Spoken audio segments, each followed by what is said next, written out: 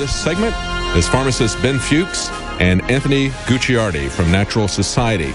We're going to talk about a lot of vital health issues. We've got a lot of different topics to talk about. One of the first ones I want to talk to to pharmacist Ben Fuchs about is the South Carolina shooter was reported to have been on Suboxone, Subutex. What is the implication of that? We always have the central government coming out pressing for gun control, as well as the people in all the states after every one of these shooting events. They never look at the thing that is the underlying connection, and that is the psycho drugs that they're on, whether it is SSRIs or whether it's something like Suboxone. Suboxone is something that's a little bit different than we've seen with most of these other shooters. So I want to get pharmacist Ben Fuchs' opinion on that. Before we do, I want to let you know this segment of the Alex Jones Show is brought to you by the products that we sell at InfoWarsLife.com. Products like Super Male Vitality. We have that in stock now. We have many products that are out of stock. This is in stock. It's a good time for you to stock up. Summer's here. It's now the time to transform your body, time to get healthy. Super Male Vitality comes in the best organic herbs, combines the best organic herbs and extracts to help make that possible. We have thousands that have used it already. You can look at the feedback. We've got over 500 reviews on InfoWarsLife.com of Super Male Vitality. And if you want to look at those reviews, get a bottle of Super Male Vitality. Get them while supplies last at InfoWarsLife.com. That's InfoWarsLife.com. Again, joining us now is Anthony Gucciardi with Natural Society and pharmacist Ben Fuchs. Welcome, Ben. Hey, thank you, David. Hey, good to see you, Anthony. Thank you for joining us. As I said, we got a lot of different topics to talk to you about. First one I wanted to talk to you about, though, was this drug that the South Carolina shooter was on. Tell us, as a pharmacist, what you know about this drug, Suboxone. Suboxone is a combination drug. It's partially something called Wellbutrin. Perhaps you've heard of that. And then the other component is an opiate-like drug, opiate-like substance. The combination is used recreationally. This kid Dylan Roof was using it recreationally. And that's something we see a lot with these people that quote go postal, as shoot things up. They seem to always be on some kind of psychopharmacology. And what it really highlights is the fact that you can't mess around with the brain with pharmacology. For the longest time, even doctors looked down their nose at the practice of psychiatry. And even today, many well-meaning medical professionals feel like psychiatry is kind of a pseudoscience. It's based in pseudoscience. And that's because there's no real diagnostic measurements for whether somebody is has a psychiatric problem. It's all based on conjecture and speculation. And even the diagnostics that they use is based on something called the DSM, the Diagnostic and Statistics Manual book, which gets updated regularly to include, by the way, diagnoses like oppositional defiance disorder, internet shopping. You know what I'm saying? Yeah. I know the ODD. You know that one? I think you might have that one. Yeah. I've been listening, Dave. I think you might be suffering. Right? They want to characterize me as odd, because I have an oppositional defiance disorder. Isn't that interesting? But you know what that means? You can be drugged officially, and your insurance company will pay for the drugs. In fact, there are cases when you have a diagnosis from a so-called medical professional of oppositional defiance disorder where you can be medicated against your will. Yes. To calm you down from this horrible disease, internet shopping disorder, etc. These crazy diagnoses. The point is you with any pharmacology, with any drug, you're playing with fire. The human body is not meant to be manipulated this way. And when I talk about pharmaceuticals being poisons, I'm saying that not rhetorically and not poetically, but I'm saying it literally. These things suppress biochemistry, and for some reason or another, we have been hypnotized to believe that we can somehow be better. We can somehow have our health improved by suppressing our biochemistry. Now, this has implications in the human body in terms of the viscera, in terms of the digestive system and the heart and the blood pressure, etc. But it has really, really egregious effects when we start to play with the brain this way. The brain is the most complex living system in the universe, and to start to drug it, to start to poison it, to use pharmacology to manipulate it, it is fraught with danger. It cannot help but lead to problems like all the things that we're seeing in terms of aggressive behavior and violent behavior. Let me say one more thing. There's these class of drugs called serotonin reuptake inhibitors, and I know you know about these. They're called SSRIs. And this is a new class of drugs, relatively new. It came out about 25 years ago, I think the late 1980s. These serotonin reuptake inhibitors exploit or leverage the misunderstanding that people have around this drug, this neurotransmitter, this chemical serotonin. You know, David and Anthony, many people feel like serotonin, based on what they've heard, is a happy hormone, right? It's an antidepressant hormone. It makes you feel like life is good. Well, as it turns out, that's not the case. The serotonin is a vigilance hormone. It's an awareness hormone. It is the alternative or the antagonistic hormone to melatonin. And as most people know, melatonin helps you relax, helps you fall asleep. Well, serotonin does the exact opposite. Serotonin is a daytime and vigilance hormone. And when you start to upregulate or you manipulate the levels of serotonin artificially to raise serotonin levels, which is what these reuptake inhibitors do, you get these hypervigilant states. And hypervigilance is the same as paranoia. And this is why aggressive behavior, violent behavior, paranoid behavior, school shootings, etc., are all associated with artificially upregulating serotonin levels. The bottom line here is, if you have brain chemistry issues, neurotransmitter issues, if you want to work with your brain chemistry, the most powerful medicine in the world for manipulating brain chemistry is called food. And it's called non-food, if you will. And by non-food, I'm talking about corporate swill, as I like to call it, which is the processed food that is pretty much rammed down our throats 24/7 via marketing and via commercials. If you want to manipulate your brain chemistry in a healthy fashion, pay attention to the foods you're eating and pay attention to the foods you're not eating. Yes, that's very true. And of course, many of the ancient Greek doctors wisely said, let food be your medicine. Correct. They understood how that would affect people. And when we're talking about these SSRIs, I think one of the scariest things about it to me is how it affects people while they're on it.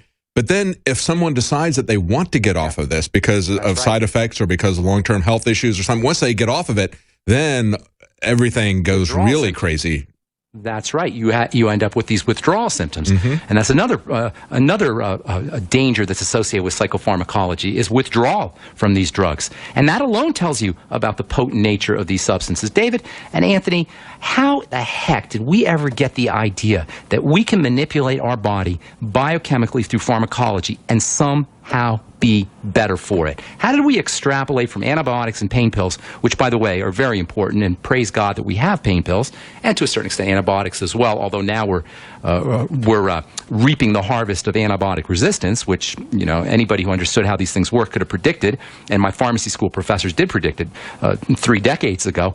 So leaving that aside, the fact, aside from pain pills and antibiotics, how the heck did the potency and the importance of pain pills and the life-saving potential of antibiotics get extrapolated to using prescription drugs for every single ailment that we have, for degenerative diseases and for psychiatric disorders and for weight loss and all of the things that we apply pharmacology to? How did we get from the point from where pain pills and antibiotics save lives to 4 billion prescriptions served? And I would present to you that it comes through marketing, through branding, through advertising, through routes of administration that have nothing to do with patients and nothing to do with bettering our health and everything to do with the corporatocracy and profit margins. And to me, this is one of the most egregious, one of the nastiest ways that humanity is being manipulated is through pharmacology in an effort to, number one, reap profits and centralize money, but number two, control the population.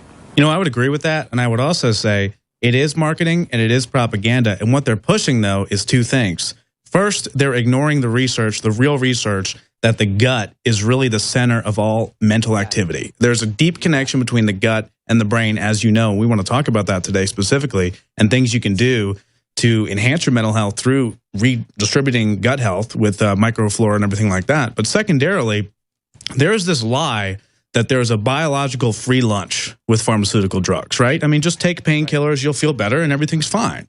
Or just take SSRIs and you'll be happier and you'll have increased serotonin and blah, blah, blah, and everything will be fine. There's no discussion of the negative side effects and the reality that when you put something in your body, a biochemical reaction is going to occur. Oh, yeah. Even if it's something good. I mean, you can have too much of a good thing, but these pharmaceutical drugs are not too much of a good thing. They're too much of a bad thing. And you're trying to use them to get a free lunch when it does not exist. You cannot just be happier or feel better from painkillers and expect it to go on forever. Something devastatingly bad is going to happen to maintain equilibrium in your body. Yeah, exactly. And what Ben Fuchs was just saying about 4 billion prescriptions served, it made me think of McDonald's. You know, this is McPharma. And you combine that with the junk food, the junk drugs and everything. One of the things that I'm concerned about, of course, is this mandatory vaccine bill that just went through in California. And, of course, you're talking about how they're magnifying the pharmaceuticals for every condition. I see that happening now with vaccines. And, of course, they have every financial incentive to do that because they have no liability for anything that happens if it's a vaccine. If it's an antibiotic or it's other pharmaceuticals, they have liability, but not with vaccines. This is a very scary situation. It truly is. Corporatism out of control. It's government in your blood is what it is. You see, the blood is the sacred space. In the Bible, we hear the blood is the life. All disease, I say this a lot. I say on my radio program, my presentations, I say all disease is cell disease because I want people to understand that there's no difference in the diagnosis and the different types of diseases, whether it's Alzheimer's disease or osteoporosis or a fatty liver disease or whatever. It all at the end of the day is a cell matter. And it doesn't matter where the disease process shows up because it's all happening at the level of a cell. But even more fundamentally, if all disease is cell disease, all cell disease is blood disease. And cells begin to break down when the blood becomes dirty. You know, doctors will talk about something called sepsis, and they'll say, well, if you have sepsis, that's a life-threatening condition. You end up in the ICU, you could end up dying, and they're correct with acute sepsis. But with chronic long-term sepsis, and sepsis means dirty blood,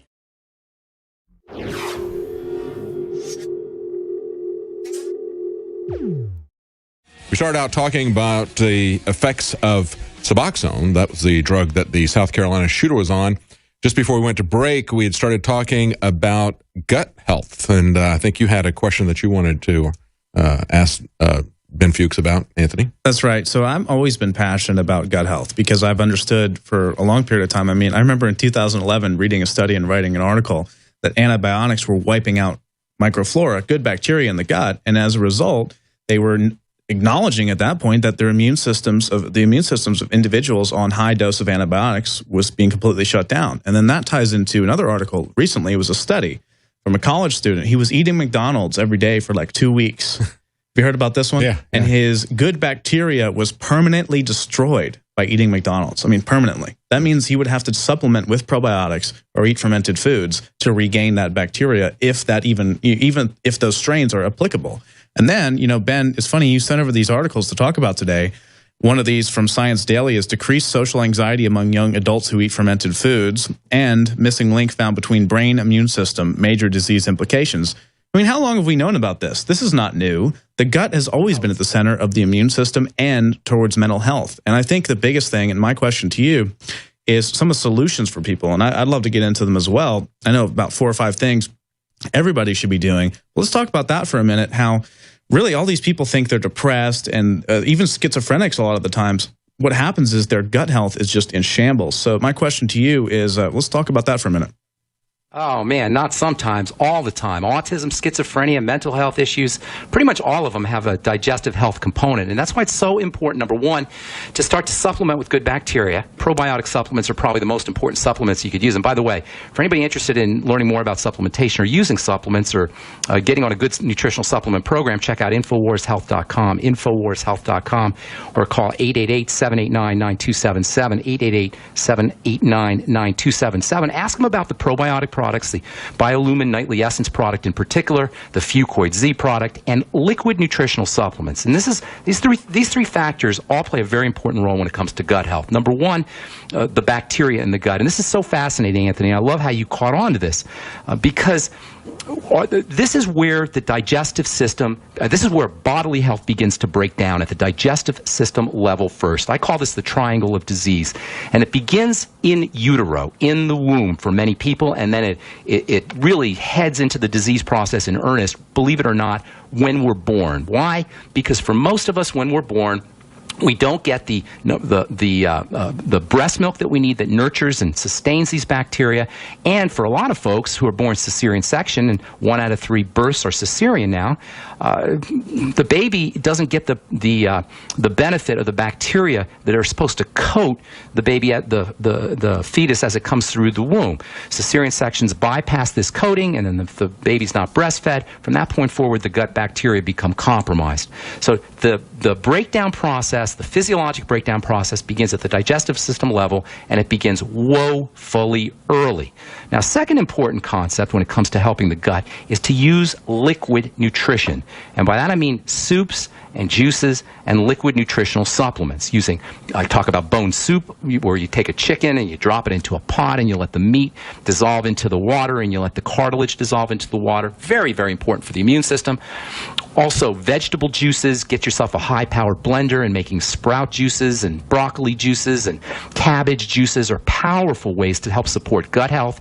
And then finally, using liquid nutritional supplement drinks is a great way to bypass digestive problems and get high-powered nutrients right into the gut, especially brain nutrients. The brain is especially dependent on water-soluble nutrition, specifically electrolytes and the B vitamins. It's, of course, also important, dependent on fat-soluble nutrients, but the problem with the water-soluble nutrients is we excrete them when we urinate, and if they're not replaced on a regular basis, it's very easy to become deficient in these substances. And so replacing your water-soluble nutrients in a liquid fashion throughout the day can be not only important for the entire body, but specifically important for brain health. Between staying away from problem foods, getting on a good probiotic supplement like the Biolumin Nightly Essence, and again, you can find out all about these products at Infowars.com or by calling 888-789-9277, getting on a good probiotic supplement, using fermented foods, using fiber to help support the probiotics, and then making sure you're getting enough liquid nutrition, you can go a long way, and I mean a long way, towards reducing almost all psychiatric symptoms, whether we're talking about massive psychiatric disorders like autism or schizophrenia, or just something like forgetfulness or depression. And by the way, if anybody's in a nursing home and dealing with Alzheimer's dementia, nothing is more powerful support for supporting brain health than the B vitamins and helping support digestive health with good bacteria probiotics. Joining me are Anthony Gucciardi from Natural Society and pharmacist Ben Fuchs. Now, earlier in the program, I was talking about how the Supreme Court's jumping out of its jurisdictional boundaries, but typically the way that happens is with bureaucracies. We've seen the FCC assert its control over the internet recently, and now we see some very troubling signs that the FDA is going to start making moves against naturopaths. Naturopathy, I guess is how you say it. But we've also seen them coming after supplementation, but of course they're not going to say anything, Anthony, about GMOs. They're going to give that a pass, but they're going to come after natural treatments, natural supplements. What do you know about this, other than the fact that this is something we've seen the government do before? All this regulation is in the same vein and in the same line as the TPP, right? They know they're losing the battle because Monsanto, for example, is losing money. Fourth quarter, 2014, shedding money, losing $128 million, I believe it was. McDonald's is losing so much money now every single month that they won't report on their losses anymore. That's how bad it is for McDonald's. So they are already losing the battle, and their only answer now is if they can't discredit it, if they can't put out phony studies about how organic is the same as conventional, which they tried to do by hiring one of the people that, believe it or not, was one of the guys that stood up for big tobacco, saying that cigarettes didn't cause heart disease. That's right. Yeah. Right? So they tried that, and now it didn't work. Organic is booming like crazy. I've talked to the farmers. They're forced to import international organic produce because they can't keep up with the demands here. Wow. That's how big it is. So what they're going to do is they're going to try and force it down our throats. Yeah. They're going to come in with the regulations. They're going to get the naturopaths, right? Because it's a small sector. It's a small group. But if they can get them, then they can go towards even alternative medicine in general. And specifically, the TPP, of course, would ban GMO labeling. And Monsanto is more than happy about that, obviously. That's the way they're going to do it. Because of the fact that we are winning the battle, they're going to start banning everything, regulating everything, and just taxing us out until they believe they can shut us down by force, because they already tried intellectually and we won that battle. Yeah, they don't even want to fight it at the local level. They want to fight it at the national level. They just had France ban glyphosates, and so they can go with this transnational committee with their investor state arbitration process, and they can say, hey, if you're going to put labels on our products. They've already done this with some regional trade agreements in Australia. They changed the labeling on tobacco, and they said, well, that's hurt our sales, so pay up billions of dollars. That's right. That's the way they're going to do it. They're going to hold that gun to the head of the individual countries. And, of course, if the countries say, no, we're not going to do that, then they're going to say, well, then you're going to be excluded from trading with the rest of the world. We're going to put confiscatory tariffs on goods coming in and out of your country. We're going to kick you out of this trade agreement. That's the kind of gun and the leverage that they've got on that. Ben Fuchs, what are your comments? Here's the bottom line. We don't need the government. We don't need naturopaths for that matter. We can do all this ourselves. You know, the human body is a healing system. The human body knows how to heal. The human body knows how to repair itself. The human body knows how to build. What we have to be doing, if we're not feeling as well as we should or somehow not accessing these built-in systems, is number one, simplify. And that means focus on food, focus on blood sugar, and focus on oxygenation, making sure you're oxygenated. Between food, blood sugar, and oxygen, you have the three major causes of bodily breakdown and lack of health from a physical perspective. Now, the emotional and the emotional mental aspects, and even ultimately spiritual aspects, always need to be addressed. But from a physiologic perspective, between the digestive system, the blood sugar system, and oxygenation, you have the three major causes of disease and the three major ways that we stay healthy, none of which require the medical model, none of which require a naturopath, none of which require Obamacare or any government intervention.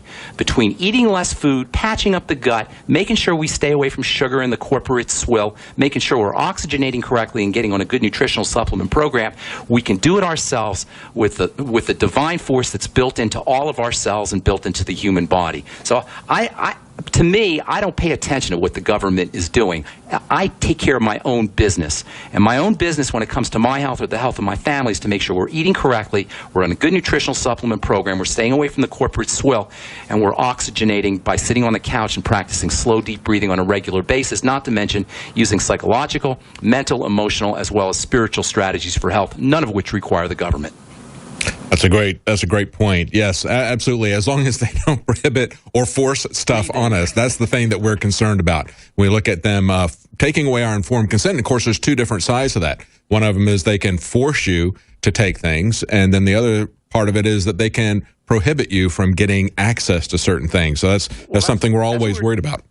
That's what you were talking about before the break. We were talking about dirty blood. You know, all disease is preceded by dirty blood. The blood is the sacred space. Nothing is supposed to get into the blood unless it's been vetted.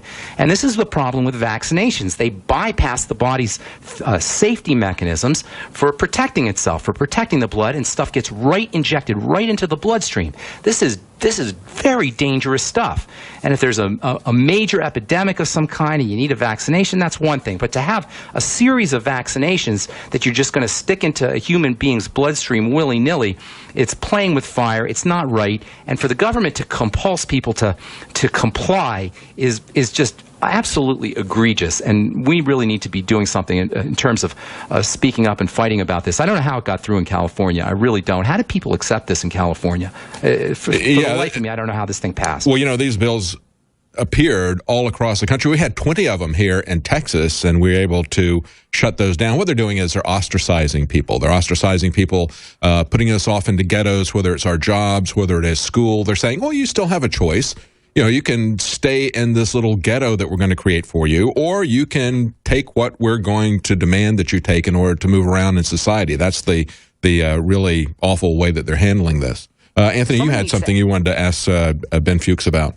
Yeah, you know, you talk about informed consent, and you talk about the government kind of not paying attention to what they're doing. I would love to be with you on that. My biggest issue is that so many people don't know what they're eating. You know, they have no idea what the government is allowing in their food because it's not on the labeling, right? They don't know they're eating GMOs.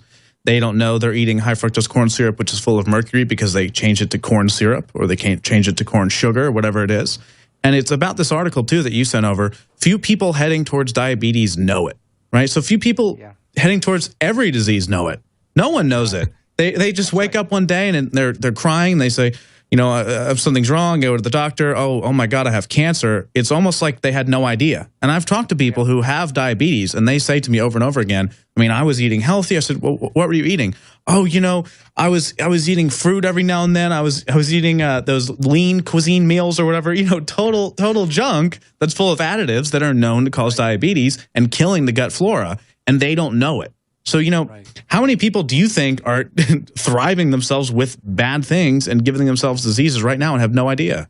It's a big problem. First of all, you have to be a label reader, but you can't even go by that. One of the most important health strategies you could use to get to your point here, to address your point, is eating less food and also fasting and not participating in fast food and lean cuisine. If it comes in a box, you probably don't want to eat it. If they sing a song, in the commercial, you definitely don't want to eat. If there's a cartoon character, you want to run, okay? They don't put cartoon characters, and they don't sing songs for broccoli or for whole foods. And, of course, even broccoli with pesticides and with soil depletion isn't going to be the same nutritional, isn't going to have the same nutritional, pack the same nutritional punch as broccoli should, but it's a lot better than lean cuisine and packaged foods. It's very difficult to get quality food once a food has been, or get quality once a food has been processed. The processing process degrades food quality, and once we start ingesting or living primarily on these kinds of foods, there's no way that we're not going to be exhibiting nutritional deficiencies. If it comes in a box, it comes in a package, if it's heavily marketed or heavily advertised, that's a food you want to stay away from. And eating less food is another strategy, a very important strategy. Technically, they call that caloric restriction. And study after study after study shows that inflammation drops, the immune system improves, energy levels improve, longevity increases, cancer symptoms decrease, autoimmune symptoms decrease, simply by eating less food. We live in an empire of food where people make billions and trillions of dollars off of the kind of food choices that we make. The food industry, the processed food industry, is a $1 trillion business. In fact, Fortune magazine has a great cover story this month on the food processing industry, talking about how they're being forced to become more responsive to consumers' demands for good food, for organic food, etc. Nonetheless, the less food we eat and the less we interface with food processors and with packaged food goods and fast food for that matter, the better off we're going to be. It's really crazy, too, because at the same time, in our primal brains, we see an apple. And I've talked about this because it's so crazy before. You see an apple and you immediately assume it's healthy. Mm-hmm. I mean, you're just wired that way. You see broccoli, like you were saying, and you think it's healthy. But in this new food paradigm, that's not the case. I mean, on kind of average, like Snow White's apple. Right. I mean, you could eat organic potato chips that are probably more healthy than that apple, not just because it's lost its nutrients, but because it's been sprayed with DDT or 2,4-D or something like that is known to be giving you cancer. And the World Health Organization just announced that last week, by the way. DDT, 4 times increase in breast cancer, gives you cancer. 2,4-D, also across the board, gives you cancer. So this apple that you're eating is not just an apple, and it's actually hurting you and killing you if it is in fact sprayed with these chemicals versus something like even a potato chip. Mm-hmm. And that's the crazy world we live in these days, and it's so challenging to explain to people. They modify things, even like roses, they've modified them for appearance to where they've lost their fragrance. And you look at this with apples, they don't want them to spoil, they want long shelf life, and they want it to look good. So they're doing everything they can to manipulate that genetic modification so they don't turn brown when you cut them. Yeah. I mean, you name it. It's all there. It's hard to know what to eat. It's almost impossible. That's why the less you eat, the better off you are. Take a big breakfast, for example. Most people think, oh, you got to eat a big breakfast, right? Even that you have to eat breakfast. Where did that come from? Where did the bacon and egg breakfast come from? The traditional breakfast that we all indulge in every morning. Where did that come from? Well, it came from Edward Bernays, the guy who wrote the book Propaganda back in the 1920s, who was Sigmund Freud's nephew.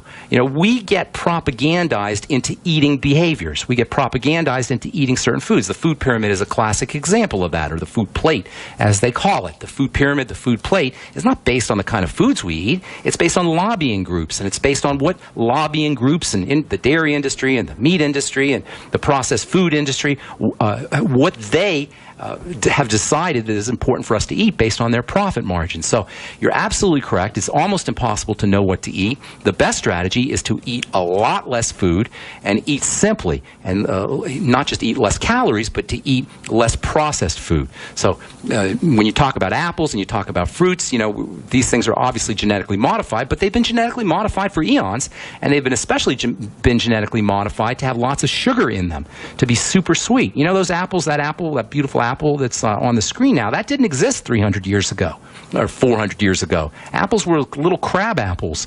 We grew up on small pieces of fruit. We grew up on fruit that didn't have a lot of sugar in them. Sugar for many millennia wasn't available. It's only been the last 200 or 300 years that it's been available. And what's happened is because we have these hardwired drives for certain foods, specifically sweets and sugars, and for calories as well, profit-driven corporations have learned to prey and to exploit these hardwired drives. That old commercial, I bet you can't eat just one. They were laughing at us. Of course you can't eat just one, because it's the potato chips are spiked with chemicals that compulse us to keep eating until the bag is gone. So taking control of our eating behaviors, as simple as that sounds, is so fundamental to good health. It's so fundamental to liberating us from a government corporate paradigm that could care less about us or could care less about our families and could care more about extracting our funds from us, not participating in the corporate swill, not participating by eating the corporate swill, driving by, not driving through, as I like to say. Yeah, you see that all the time. It used to be that years ago when I used to watch television, my family doesn't watch anymore. It seemed like all the commercials were food commercials, fast food commercials, try to get you to munch, if you got something in the refrigerator, or go out and get something. But of course now most of the commercials are pharmaceutical commercials. That's the amazing thing. David, the food processing industry and the pharmaceutical industry and the cosmetics industry grew up together with the marketing industry at the turn of the 20th century, when we started to understand how the mind worked. We didn't really know about the unconscious until the late 19th century. Sigmund Freud was the first guy who revolutionized brain and mind science, because he said there's these unconscious drives. There's these reasons why we do things that are based in our upbringing, how we were brought up, the ideas that we formed as children. And this was a revolutionary concept that didn't take marketers very long to exploit. Within 20 or 30 or 40 years, all of a sudden you just had the first advertising companies and the first public relations companies. In fact, Edward Bernays is known as the father of public relations.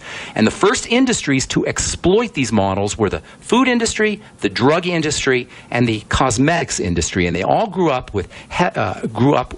based on heavy advertising and heavy marketing. They got their funds initially from driving the message home that you got to eat this particular kind of food, and you got to wear this particular kind of makeup, and you got to use this particular drug if you're going to be healthy, and you're going to be young, and you're going to be beautiful. And we're now reaping the harvest of 120 years or even more of this kind of heavy marketing, and it especially takes place in these profit-intense businesses: the pharmaceutical business, the food business, and the skincare cosmetics business. Look at the cycle too. You just hit the nail on the head. The food industry makes you sick, which then fuels the big pharma industry to sell you painkillers or other pharmaceutical interventions, right? And, I remember going into a clinic, and on a huge sign on the wall, I'm sure many of you have seen this, big blue sign says, in Texas and in the United States, the #1 cause of death is now painkillers. And as a precautionary measure, we're going to ask you a few questions if you're on them, just to make sure you're okay. We're not going to be intrusive in your life, but we just want to make sure. And, I asked one of the doctors about it, and they said, oh, yeah, we can't hardly do anything about it, because there are so many doctors that will just hand them out like candy. Many of them ultimately lose their licenses, but we're talking about 12+ million people that just take painkillers for fun.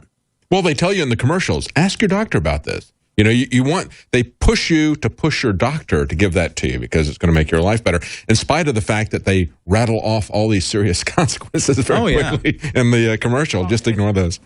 They call it direct-to-consumer advertising, DTC advertising, and it really didn't get going until, I believe it was the late 1980s or maybe the early 1990s, and it was actually kind of a big scandal when it first started. Drug companies weren't crazy about it, and doctors weren't crazy about it, but as it turns out, it became a big win. It created a huge windfall for the drug companies. What ended up happening is drugs became branded, so people had their favorite drugs, and drugs became like Happy Meals, and people would identify with certain brands of drugs. This false choice of cereals and crackers and prescription drugs is something that we see all the time when it comes to corporate pushed products. They create a false choice. Why do you think you have so many different brands of cereal? Do you think they're all that different? Do we need 100 different brands of cereal? Do we need 100 different types of toothpaste? Do we need 20 different types of antidepressants?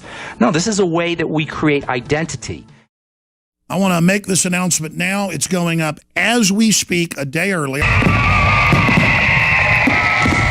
To celebrate the birth of our country and give a big thanks to all the info warriors out there, we are now offering free shipping on every item shipped out of the InfoWarsStore.com warehouse. That's free shipping on all t-shirts, books, and DVDs. Free shipping on Molon Labe and 1776 belt buckles, which are also 25% off while supplies last. Free shipping on all of our InfoWarsLife.com nutraceuticals. If it's in the InfoWarsStore.com warehouse, it's shipping for free, all during the month of July. It's our way of saying thanks to the true heart and soul of this operation, who stand beside us and support us as we wage an info war for liberty and freedom for all. InfoWarsStore.com, free shipping for the month of July. Means you can be drugged officially, and your insurance company will pay for the drugs. In fact, there are cases when you have a diagnosis from a so-called medical professional of oppositional defiance disorder where you can be medicated against your will. Yes. To calm you down from this horrible disease, internet shopping disorder, etc., these crazy diagnoses. The point is with any pharmacology, with any drug, you're playing with fire. The human body is not meant to be manipulated this way. And when I talk about pharmaceuticals being poisons, I'm saying that not rhetorically and not poetically, but I'm saying it literally. These things suppress biochemistry, and for some reason or another, we have been hypnotized to believe that we can somehow be better. We can somehow have our health improved by suppressing our biochemistry. Now, this has implications in the human body in terms of the viscera, in terms of the digestive system and the heart and the blood pressure, etc. But it has really, really egregious effects when we start to play with the brain this way. The brain is the most complex living system in the universe, and to start to drug it, to start to poison it, to use pharmacology to manipulate it, it is fraught with danger. It cannot help but lead to problems like all the things that we're seeing in terms of aggressive behavior and violent behavior. Let me say one more thing. There's these class of drugs called serotonin reuptake inhibitors, and I know you know about these. They're called SSRIs. And this is a new class of drugs, relatively new. It came out about 25 years ago, I think the late 1980s. These serotonin reuptake inhibitors exploit or leverage the misunderstanding that people have around this drug, this neurotransmitter, this chemical serotonin. You know, David and Anthony, many people feel like serotonin, based on what they've heard, is a happy hormone, right? It's an antidepressant hormone. It makes you feel like life is good. Well, as it turns out, that's not the case. Serotonin is a vigilance hormone. It's an awareness hormone. It is the alternative or the antagonistic hormone to melatonin. And as most people know, melatonin helps you relax, helps you fall asleep. Well, serotonin does the exact opposite. Serotonin is a daytime and vigilance hormone. And when you start to upregulate or you manipulate the levels of serotonin artificially to raise serotonin levels, which is what these reuptake inhibitors do, you get these hypervigilant states. And hypervigilance is the same as paranoia. And this is why aggressive behavior, violent behavior, paranoid behavior, school shootings, etc., are all associated with artificially upregulating serotonin levels. The bottom line here is, if you have brain